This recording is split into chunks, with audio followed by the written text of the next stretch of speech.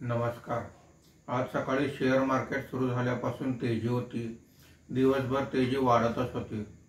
आज मार्केट बंद होताना सेन्सेक्स हा 862 पॉइंटने वाढून 83,468 वर बंद झालेला आहे।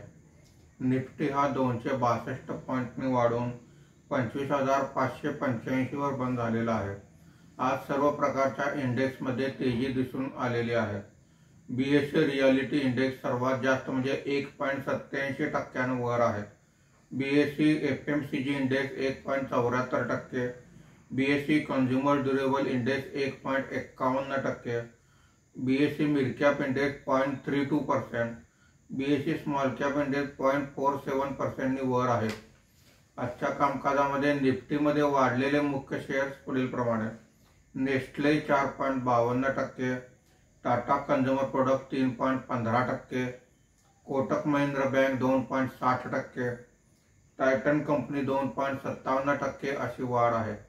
आज निफ्टीमध्ये घसरलेले मुख्य शेअर्स पुढील प्रमाणे: HDFC life insurance 2.40%, eternal 1.83%, Shriram finance 0.69%, SBI life insurance 0.27% अशी घसरण आहे।